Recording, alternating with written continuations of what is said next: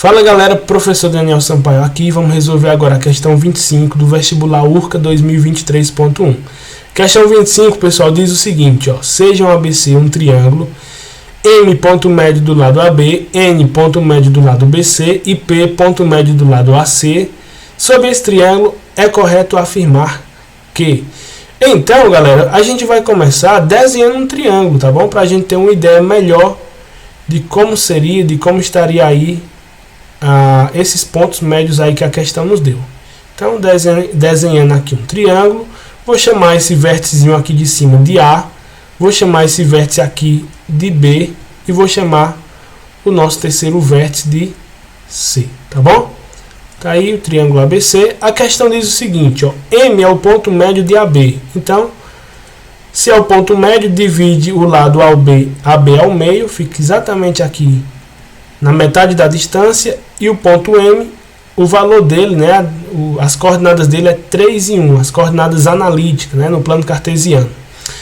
Então, ó, o ponto N5 é ponto médio de BC. Então, ó, o ponto N, 5 e 1, certo? É o ponto médio de BC. E nós temos aqui, galera, ainda o ponto P, que é o ponto médio do lado AC, e P tem as coordenadas 4 e 0, tá bom? Galera, como ele nos deu aqui informações sobre os pontos médios, então vamos ligar eles. Se a gente ligar aqui os nossos pontos médios, então nós teremos aqui, galera, outro triângulo, certo? E esse triângulo ele é um triângulo importante. Esse triângulo aqui ele é chamado de triângulo médio, certo? O que é o triângulo médio, Daniel? É o triângulo formado pelos pontos médios dos lados de um triângulo. Então, isso aqui, esse triângulo formado pelo M, pelo N e pelo P, ele é chamado de triângulo médio. E ele, galera, é muito importante porque ele é semelhante, certo, a todos os outros triângulos, inclusive o grandão. Esse triângulo MNP, ele é semelhante ao nosso triângulo grande, formado pelos vértices A, B e C, tá bom? De maneira que os lados que são paralelos, né, os lados que não estão se cruzando aqui, são os lados semelhantes. Então a gente pode dizer que AB é semelhante a NP, por exemplo, que MN é semelhante a C, tá bom? E que MP é semelhante ao lado BC.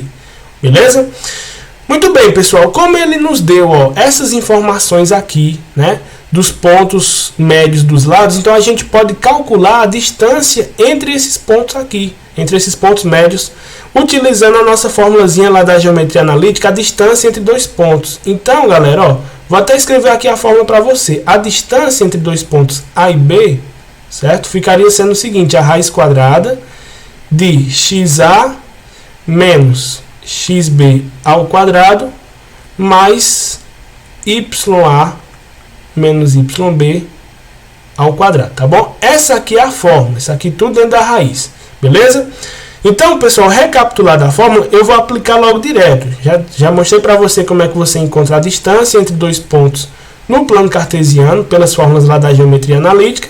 Agora a gente vai colocar a mão na massa, beleza? Então vamos calcular, pessoal, primeiro, ó, a distância de M a P. Então, distância de M a P vai ficar como sendo a raiz quadrada, né, da variação do x. Então, do x do M menos o x do N, nós teríamos aqui 3 menos 4, ficaria menos 1 ao quadrado, mais a variação dos y, né, y de M, y de P. Então, 1 menos 0, galera, 1 ao quadrado, certo?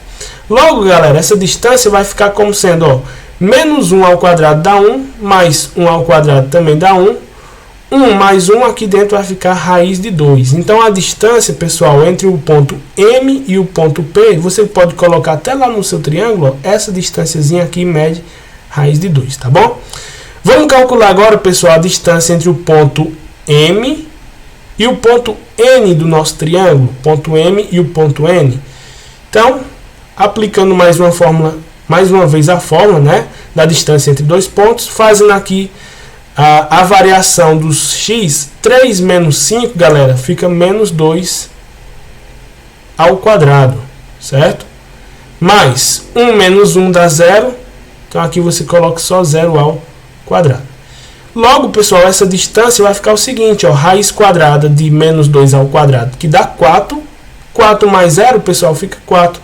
E aí, a raiz de 4 é 2. Logo, a distância de M para N é 2. E para finalizar, galera, a distância de N a P, colocar aqui desse lado, ó, distância de N a P, utiliza a fórmula da distância, vai ficar, subtrai aqui as coordenadas x, 5 menos 4, galera, fica 1 ao quadrado, a variação de x ao quadrado, mais a variação do y, né?